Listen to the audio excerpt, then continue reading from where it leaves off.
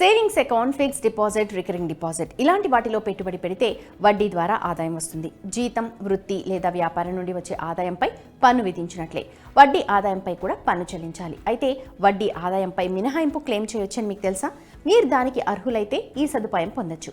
వడ్డీ ఆదాయం విషయంలో సాధారణ వ్యక్తులతో పోలిస్తే సీనియర్ సిటిజన్లు అంటే 60 ఏళ్లు లేదా అంతకంటే ఎక్కువ వయసు ఉన్న వారికి వడ్డీ ద్వారా వచ్చే ఆదాయంతో ఎక్కువ ప్రయోజనం ఉంటుంది. మీ పెట్టుబడి పన్ను మినహాయింపుకు అర్హమైంది కాదా, దాని నుండి మీరు ఎంత ప్రయోజనం పొందొచ్చో చూద్దాం. దాదాపు ప్రతి వ్యక్తికి పొదుపు ఖాతా ఉంటుంది. చాలా మందికి ఒకటి కంటే ఎక్కువ పొదుపు ఖాతాలు ఉన్నాయి.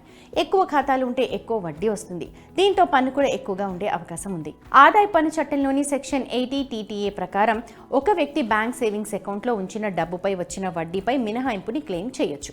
ఒక ఆర్థిక సంవత్సరంలో సేవింగ్స్ అకౌంట్స్ నుంచి 10,000 వరకు వచ్చే వడ్డీపై పన్ను మినహాయింపు తీసుకోవచ్చు. మినహాయింపు పరిమితి ప్రతి సేవింగ్స్ అకౌంట్కు వేరుగా ఉండదు. అన్ని బ్యాంకులు, పోస్ట్ ఆఫీస్ సేవింగ్స్ అకౌంట్ నుండి పొందిన వడ్డీ మొత్తం ఇందులో కలిపే ఉంటుంది. ఈ మినహాయింపు 60 సంవత్సరాల కంటే తక్కువ వయసు ఉన్న వ్యక్తులకు, HUF అంటే హిందూ అవిభాజ్య కుటుంబం, టైమ్ డిపాజిట్లు అంటే FD, RDలు సెక్షన్ 80 TTAలో కవర్ అవ్వవు. సేవింగ్స్ అకౌంట్ పై వడ్డీ 10,000 రూపాయలు దాటితే అప్పుడు 10,000 కంటే ఎక్కువ మొత్తంపై పన్ను ఉంటుంది. పన్ను చెల్లింపుదారుడు ఒక ఆర్థిక సంవత్సరంలో అన్ని సేవింగ్స్ అకౌంట్స్ నుండి పొందిన వడ్డీ మొత్తాన్ని ఇతర వనరుల నుండి వచ్చే ఆదాయ విభాగంలో చూపాలి. తగ్గింపు తర్వాత మిగిలి ఉన్న వడ్డీ మొత్తం మీ ఆదాయాలకు కలుపుతారు.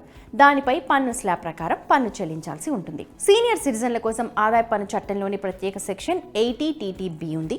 సెక్షన్ 80 TTB కింద సీనియర్ సిటిజన్లు సేవింగ్స్, ఫిక్స్డ్ డిపాజిట్లు, రికరింగ్ డిపాజిట్ అకౌంట్స్లో డిపాజిట్లపై వచ్చే వడ్డీపై 50,000 వరకు తగ్గింపును పొందొచ్చు.